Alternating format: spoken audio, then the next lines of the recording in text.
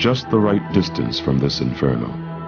While other planets either freeze or fry, we, at 93 million miles, sit in the comfort zone. The sun sustains life on Earth. Its warmth drives our weather, lifting water from the seas and moving it over the continents. The warmth in every animal's body was once sunlight. Without that warmth, creatures like the crocodile don't have the energy to digest their food. A thermal imaging camera shows hot spots, the humps that have evolved to soak up the sun. They absorb heat through the skin and pass it on through the bloodstream. We too like to lie in the sun, and when we do, we get more than just a suntan. Our skin starts making ingredients for the vitamins we need to survive, using chemical reactions that are triggered by the energy in sunlight. But our sun is not only warmth, it's light too. The miracle of plants is their ability to use sunlight to grow. In growing, they create another miracle. Using photosynthesis, plants convert water and carbon dioxide into carbohydrates, which releases oxygen. We owe our lives to this massive natural power plant. It uses as its fuel the simplest chemical in the universe, hydrogen, the lighter-than-air gas that once lifted airships to the skies. 1937. 70 tons of hydrogen float the Hindenburg over New Jersey. But a spark strikes.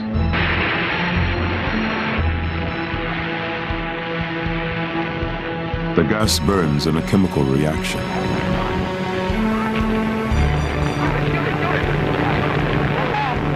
That same hydrogen, fused together in a nuclear reaction like that on the sun, would have devastated New York.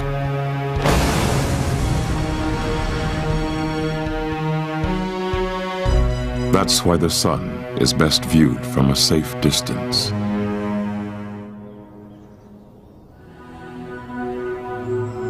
Big Bear Mountain Lake, where the cool, tranquil air is unruffled by the heat haze. The telescope in the Big Bear Observatory can filter out the sun's glare. It tunes into just one specific color of light, and a new sun is revealed.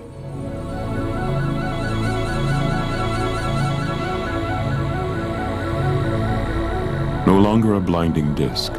See only the light given out by hot hydrogen, and the sun's features suddenly come into view. These features reflect the sun's mood, moods that in turn affect our Earth.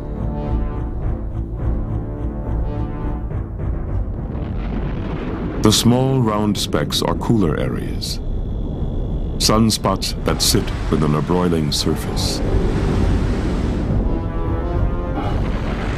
Flares, lesions that open up, shining brighter and hotter in the hydrogen light.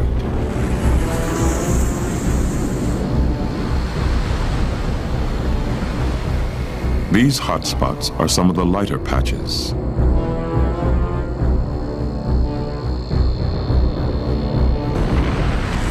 Massive filaments, loops of gas arching up over the surface.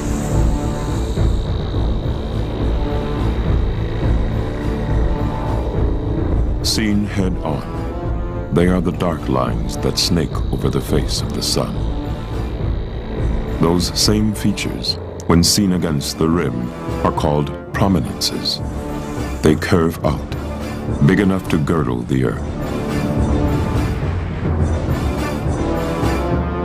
The sun's secrets are betrayed by the range of radiation it sends out into space. There's much more to sunlight than meets the eye.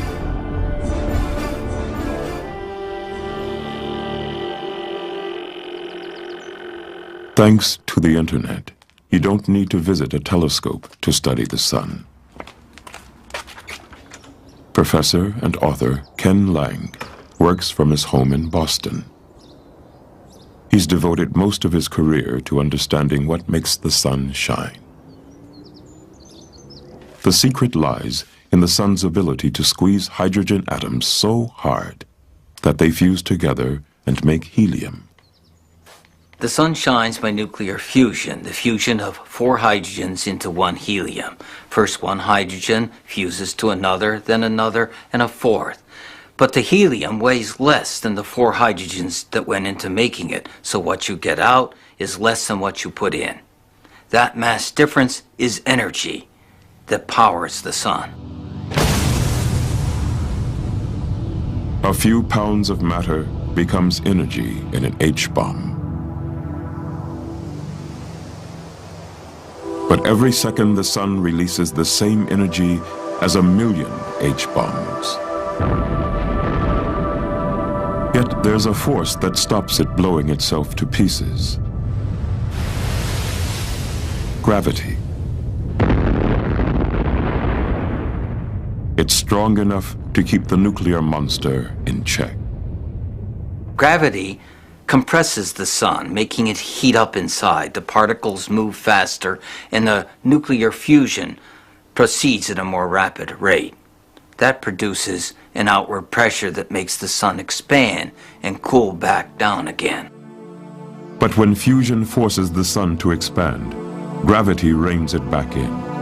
It's like a tug-of-war going to and fro, but with no winner.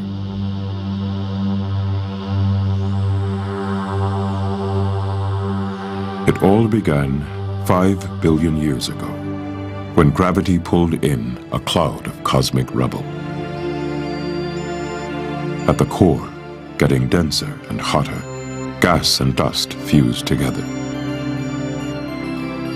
Comets streaked towards the newborn sun. Today, the Hubble Space Telescope sees the same process going on, all across the sky. Our sun is just one of billions of stars. Hubble zooms in on them and shows us stars of every age in a life cycle that links them all, for stars are born of other stars.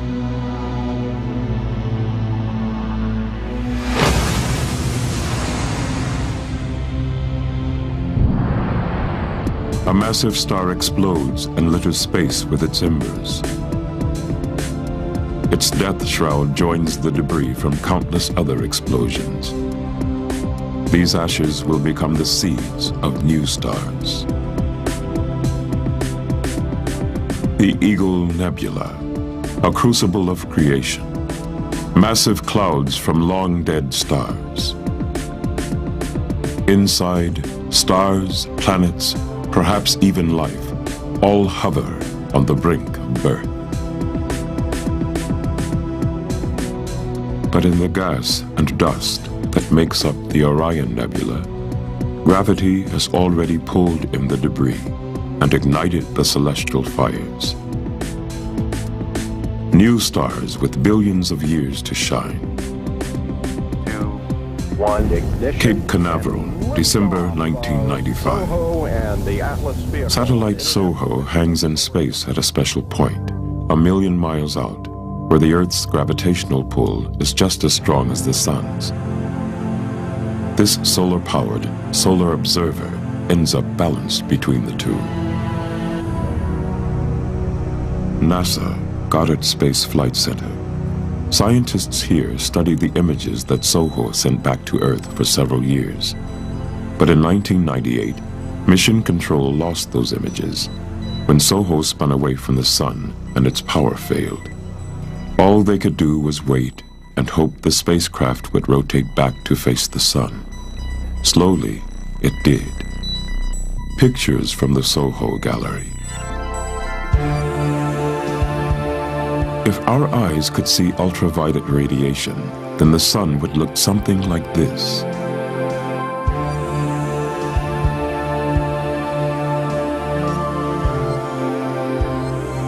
X-ray vision shows bright, hot patches. Look in the light of helium, and a turbulent rim is revealed. Here, gases are moved by an invisible force.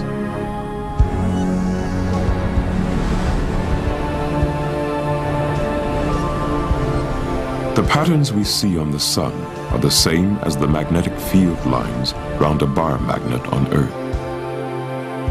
Magnetism molds, shapes, and constrains everything we see on the sun. It energizes powerful explosions. It heats the solar corona. Invisible magnetism rules the sun. The sun is so hot that its hydrogen atoms are ripped apart. What's left is plasma, a seething fire of electrically charged particles. And wherever there is magnetism, plasma will spin. Here, nothing is still. This wild whirlwind is a solar tornado 1,000 miles wide. And beneath the bright visible surface, convection lifts massive plumes of plasma from the pressure cooker below.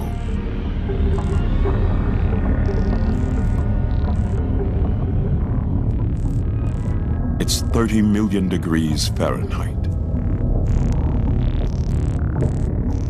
Deeper still, hot plasma, slave to the magnetic field, snakes into rivers of fire.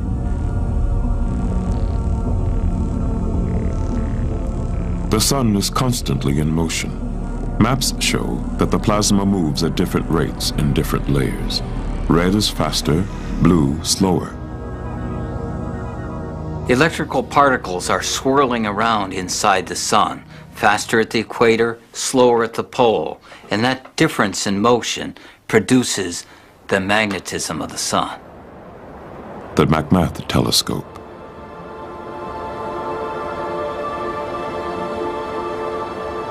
The heart of this observatory is a hole in a hill with a mirror on the top.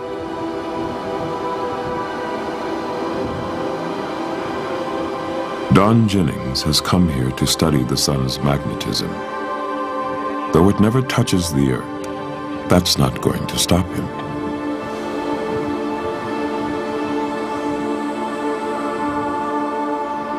The tube that telescope is built in is supposed to be a very constant temperature. And so having it inside a mountain, it's like having it in a cave.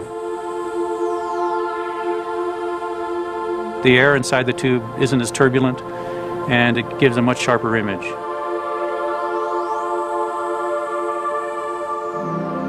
It has a mirror at the top that tracks the sun, and it sends a beam down 300 feet into the side of that mountain to another mirror that takes that beam and focuses it, forms an image right where we have our instrumentation set up.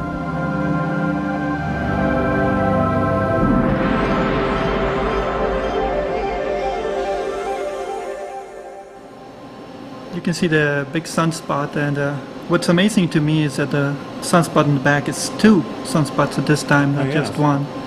And how are we planning on mapping them? Put the slits here. And Don and Pedro Sada are magnetic map makers. It's a tough job. The landscape and the sunspots keep shifting. Sunspots are places where the magnetic field is very strong and the activity on the solar surface is very strong. And we want to study the structure of the magnetic fields in the region of the sunspots and also see how it changes from hour to hour or day to day. To study the hottest body in the solar system, they must go to the other extreme of temperature.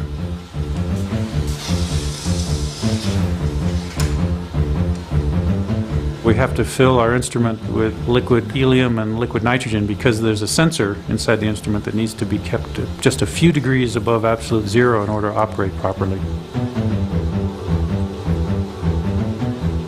What you see is some of the helium coming out and causing water vapor to form in the air. But it's not just smoke and mirrors. There's a lot of serious science going on here. Don and Pedro can't measure the sun's magnetism directly, but they can see its effects. The frozen sensor will be looking at infrared radiation from the sun and measuring minute variation in its color. But now you're ready to go. Don, do you want to put the filters in while I put the pinhole in place? Okay. Strong magnetic fields alter the color of some of the light from the sun.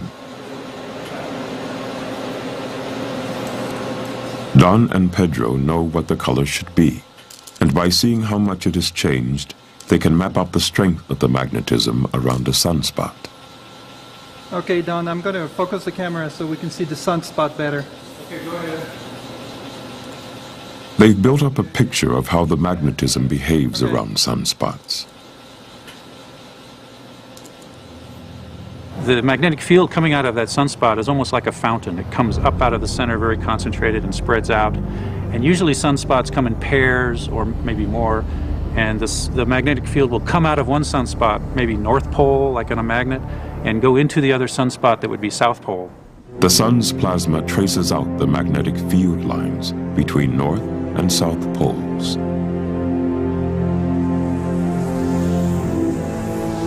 When the sun becomes more active, the magnetism is more complex. Then, the surface is turned into a carpet of magnetic turmoil. That's what causes even more sunspots to break out. The sunspots look dark because they're cooler than the rest of the sun. Spots form where the magnetism is strongest. The invisible force field diverts the rising heat away from those parts of the surface and makes them cooler.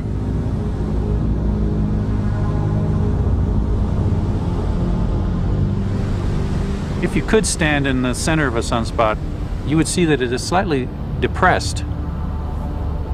It looks sort of like a dish shape.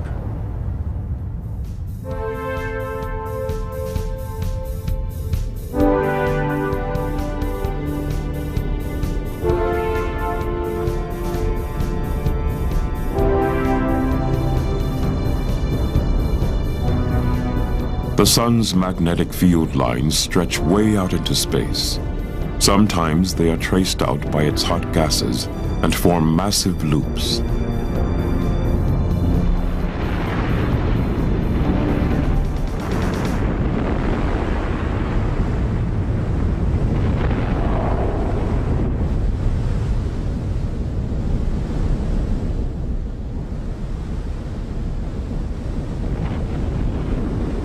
These are prominences.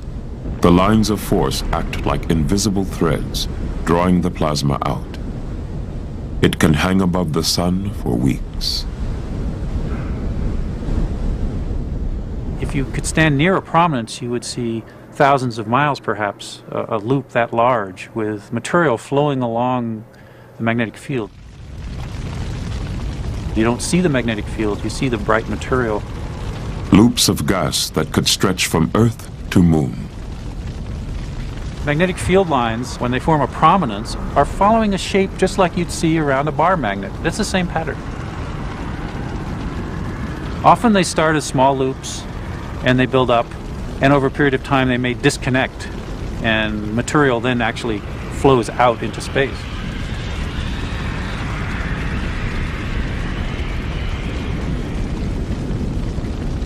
A massive solar slingshot hurls out millions of tons of particles.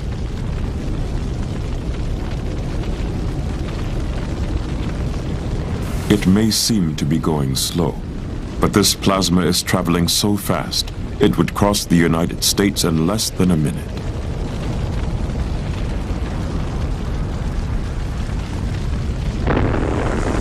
Shock waves from a sudden, violent release of energy. Like a pressure cooker blowing off, it releases some of the sun's pent-up fury. For a few seconds, a single flare throws out as much energy as the whole of the sun. For a short while, a flare can be the hottest place on the sun, hotter even than the core. A flare is activity, like a prominence or a sunspot, but in this case, the activity is very strong and short-lived, and it's a brightening. A very rapid brightening over a period of minutes in which material is actually thrown out into space.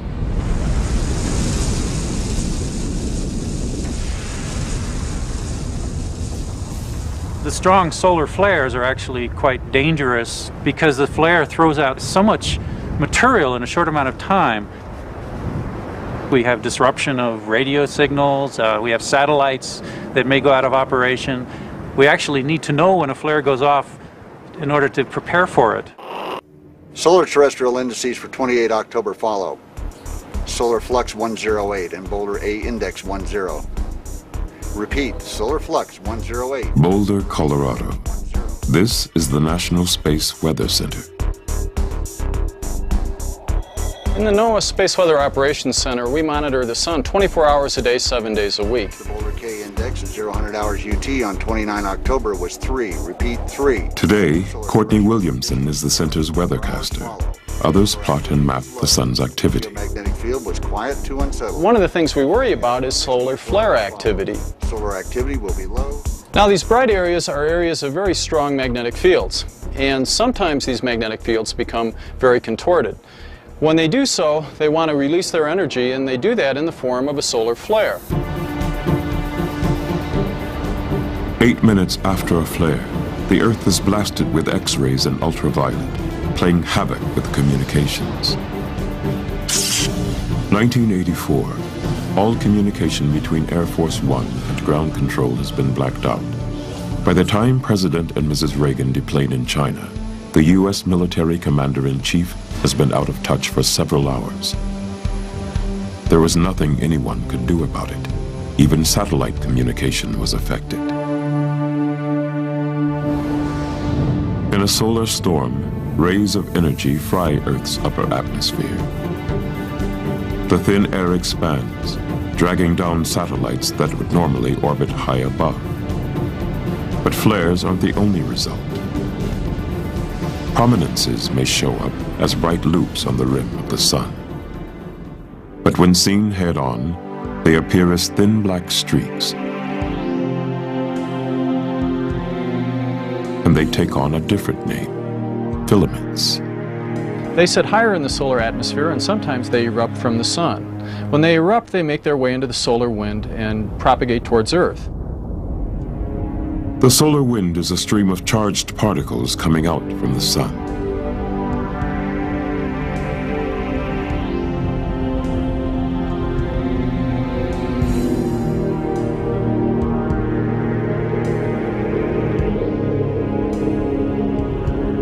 Our star constantly blows itself away, sending 1 million tons of electrons and protons into space every second.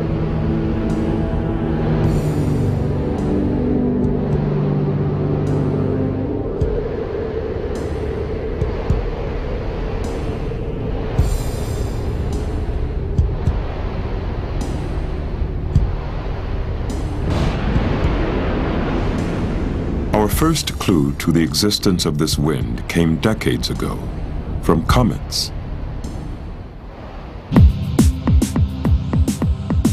1986, Comet Halley. Touched by the sun's warmth, its ice and dust boil off. 10 years later, Comet Hale-Bopp, seen with 2 tails. One, a yellow trail of dust and dirt that litters the comet's path. The other tail, electric blue, its glowing gas, charged particles, and like a windsock, it blows in the direction of the solar wind.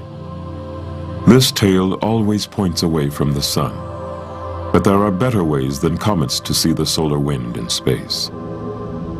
Satellites feed the screens at the National Space Weather Center. This is solar wind density, velocity, and magnetic field. They show Joe Kunches exactly how the solar wind is blowing.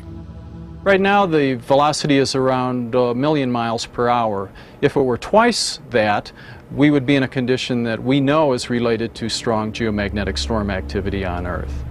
SOHO can see the storm on the horizon. With a disk in the center to blot out the sun's glare, it sees the particles that are blasted out from the sun.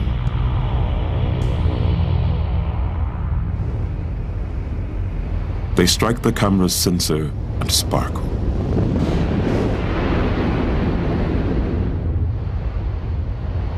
Blast after blast of electric particles will pummel Earth's magnetic field.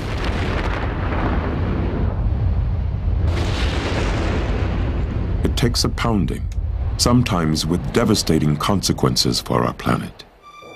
This computer image shows the Earth's magnetic field being blasted in 1997 by massive gusts of wind.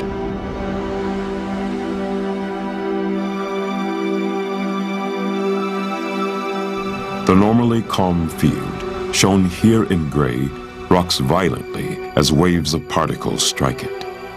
Blasts like these can knock out power grids. The wildly changing magnetic field acts like a dynamo, generating extra electricity in cables. Circuits trip or blow. Quebec, 1989. This morning, 6 million people across Quebec woke up to darkness and disbelief. People at Hydro-Quebec are not positive, but they think the blackout was caused by the sun. Darkness for Montreal, but lights for the rest of America.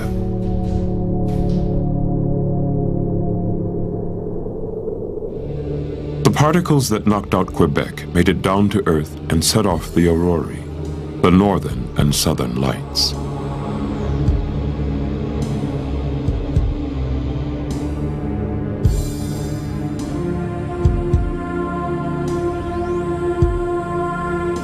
High-speed electrons cascade down Earth's magnetic field lines. Like electricity making the gas in a neon light shine, they collide with the oxygen in our atmosphere, and it glows.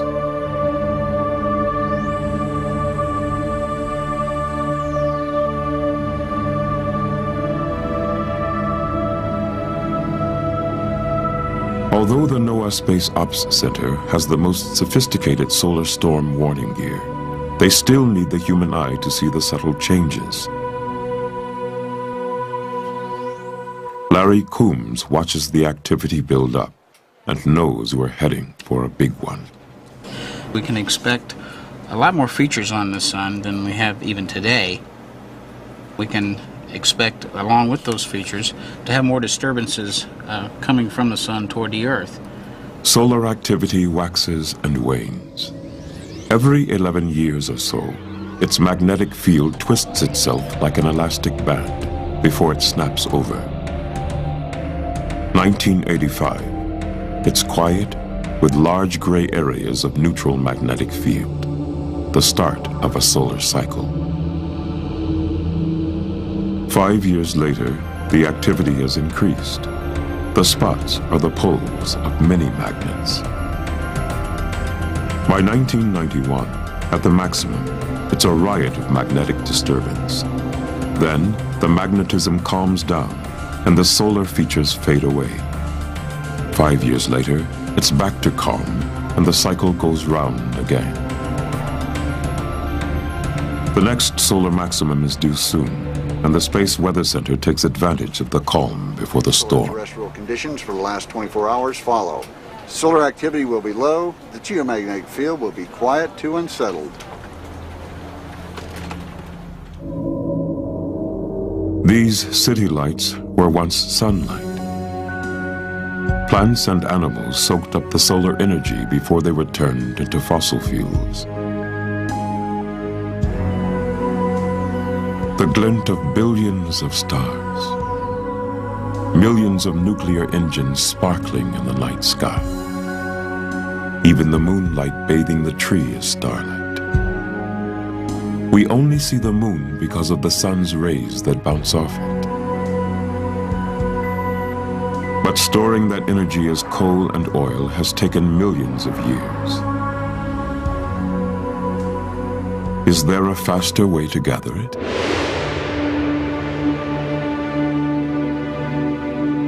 The amount of energy that comes from the sun is phenomenal. If we could somehow gather all the energy that fell on the Earth in one day and store it, it would supply the energy needs of the whole world for 30 years. If only we could reap that energy. Barstow, California. When it comes to solar farming, Dave Ribb knows you've got to think big. Well, we're in the world's largest solar power facility. Dave's got 11 million square feet of reflectors.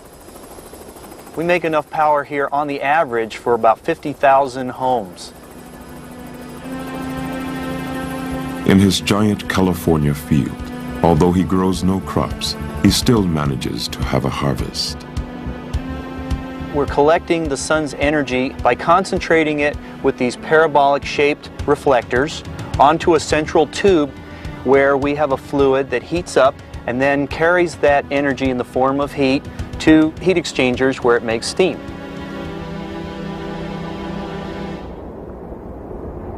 The fluid inside the tube is oil, frying in the heat of the sun.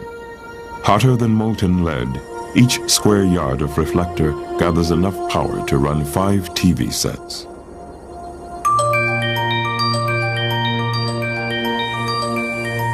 From sunlight to electric lights. But even though he's choreographed 500,000 reflectors to track the sun across the sky, some sunbeams still escape Dave.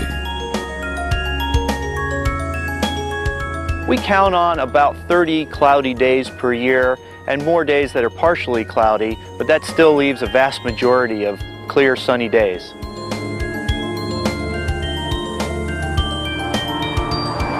Solar power will never provide all our electricity.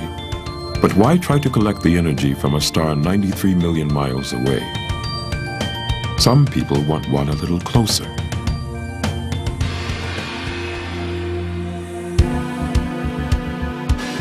General Atomics, San Diego. Welcome to the Star Factory. This is where they dare to fuse atoms.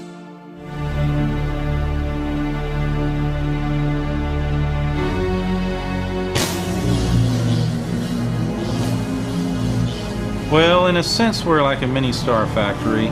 We do produce some very, very hot things here, much hotter than anything else on the Earth.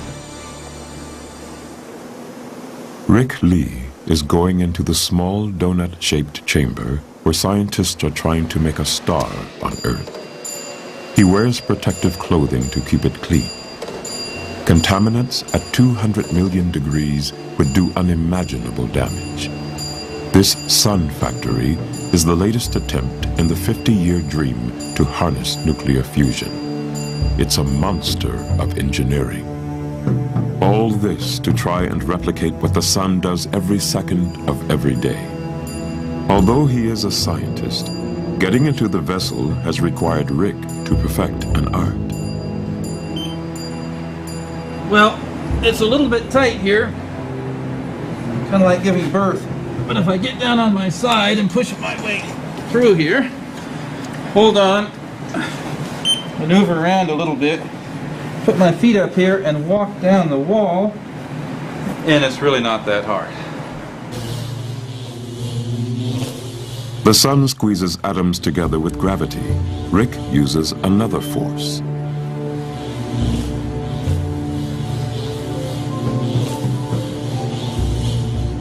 We're going to use very strong magnetic fields to squeeze these particles together long enough for them to fuse.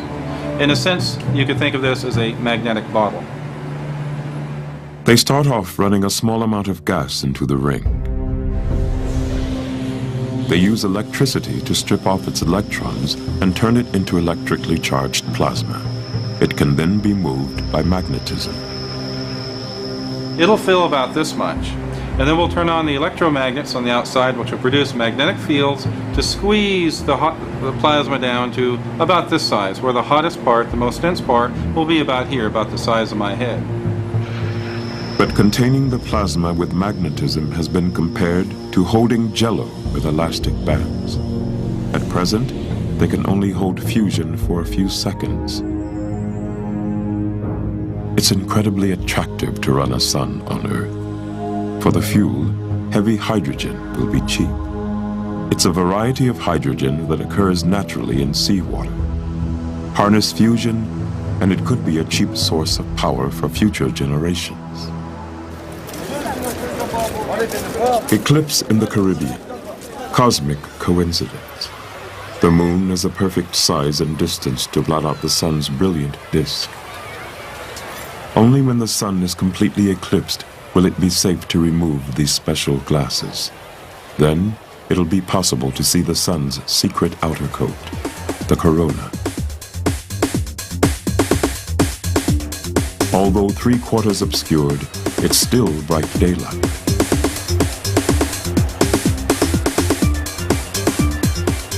Daytime darkness descends on Curacao.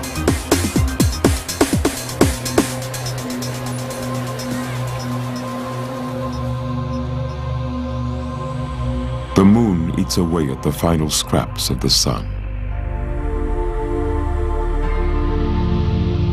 Almost there.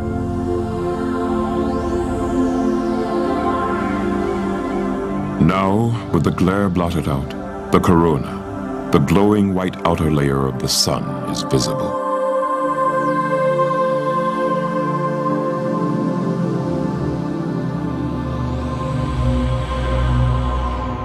Appearing above the sun, a pinprick of light, another at about 7 o'clock. They are Jupiter and Venus. Although the Earth is in darkness, these two planets, millions of miles away, are on the sunny side of the solar system. Down below, at 2 in the afternoon, it's as dark as night. Pictures from a different eclipse. Not all magnetic fields are closed loops. Some extend outwards and the corona follows them like streamers. The field lines run straight out into space, and just sometimes it's possible to see a prominence. On the right limb, a coil of hot gas peeping over the edge of the moon's rim. A curl of pink only ever seen with the naked eye during an eclipse.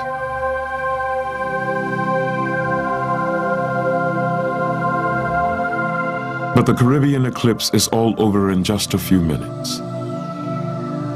It's like a diamond ring as the first rays of sunlight burst through the valleys on the moon. Scientists want to see the corona every day, but eclipses are rare and difficult to follow, so they make their own. 70 years ago, at this beautiful French observatory, they had the idea to place a small disk in front of the telescope to give themselves an eclipse whenever the sun shines. They see what happens around the rim of the sun. Over 2 weeks, prominences come and go, and expulsions of particles fill the corona and add to the solar wind. It gives the sun a red halo. From outside our atmosphere, the SOHO satellite gets an even clearer picture. Combine that with an image of the sun and see how activity on the surface throws particles out into the corona.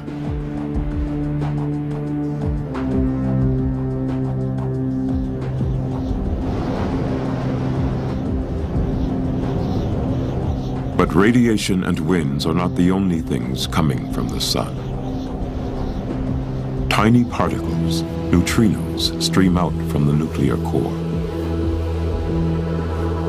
A byproduct of fusion, they are like the exhaust from an automobile that can tell us how the nuclear engine is running. Sudbury, Ontario.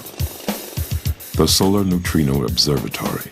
For 3 years, over a mile underground, they've excavated an enormous cavern 10 stories high. The heart of the detector where they hope to catch a few neutrinos is a gigantic water tank. If our eyes could see neutrinos, they'd rain down heavier than the worst blizzard imaginable. Nothing gets in their way. Passing through 1.25 miles of rock is nothing for these unstoppable particles. This experiment needs $300 million worth of heavy water.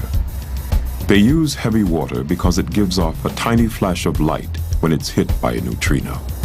And that flash is what they'll look for. Different nuclear reactions give out different types of neutrino. The sort of neutrino and their number are strong indicators about which reactions are taking place. No other experiment can tell us so much about the sun's core. Well, there are about 100 billion neutrinos passing through the tip of my finger every second, and yet with 1,000 tons of heavy water, the best medium for detecting neutrinos, in our detector, only about once an hour does a neutrino stop and produce a burst of light that we observe. By going, in our case, 6,800 feet underground, we have a large depth of rock to shield cosmic rays from reaching our detector. Otherwise, if we put our detector on the surface of the Earth, it would glow like the northern lights. Neutrino hunter Duncan Hepburn goes to work in a solar observatory where the sun will never shine.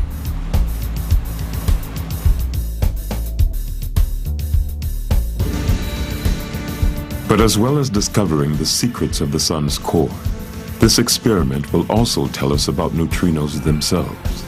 Know that, and you're well on the way to knowing the ultimate destiny of the cosmos. The Neutrino Observatory needs to be a very clean machine. Everything in the world is radioactive to some degree, a low level. And our only defense is to keep the place extremely clean so there's no dust in the middle of the detector. This underground lab is cleaner than an operating room. Duncan needs to scrub up. Everybody that comes in takes a shower. The basic mechanism for detecting a neutrino is it comes from the sun, through the earth, and into our heavy water. Heavy water, where the hydrogen atoms in that water have an extra neutron. That extra neutron is the target. Strike it with a neutrino and a high-speed particle comes off. Think of it as a billiard game, and suddenly we have one ball going very fast. It produces a forward-looking cone of blue light.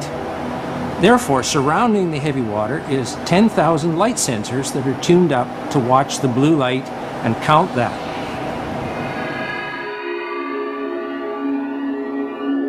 This forward cone of light indicates the direction the neutrino came from.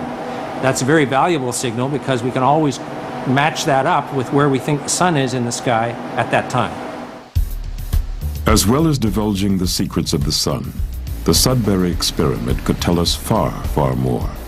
The most fundamental question of science may be answered here. Sparkles in the water should reveal how much the neutrino weighs. Know that, and you can forecast the future of the universe. There are more neutrinos than any other type of particle in the universe. If they have even a tiny mass, that can influence the current expansion that has been taking place since the original Big Bang, and perhaps even create a big crunch billions of years in the future. Whatever the end for the universe, the death of our sun will be much sooner.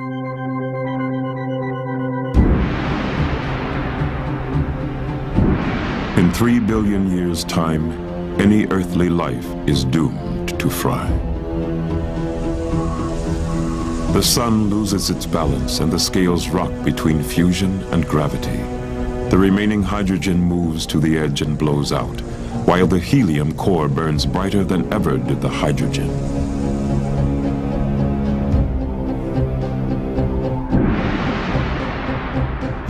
As the sun swells, the inner planets are consumed. The ice caps of Mars melt.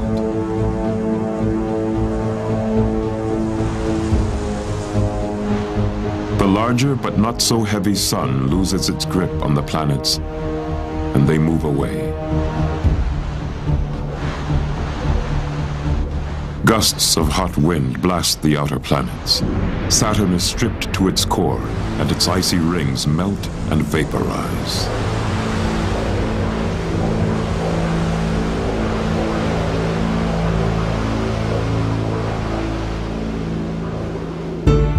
Once giant, Jupiter is now humbled, overshadowed by its moon, Europa, on which the ice sheet has melted and where oceans now swell. This solar system is unrecognizable. The sun now eats itself, shrinking to a white dwarf, and gorging on the elemental ashes of previous fusion. In this final phase, it disgorges vast swaths of dust, and the death shroud reaches way beyond any of its former planets. The hourglass has run out for this solar system. The sun, that once nurtured and breathed life into its children, now consumes them. It throws their ashes to the cosmic wind, there to be gathered into clouds, wherein may form new stars, new planets, and perhaps new life.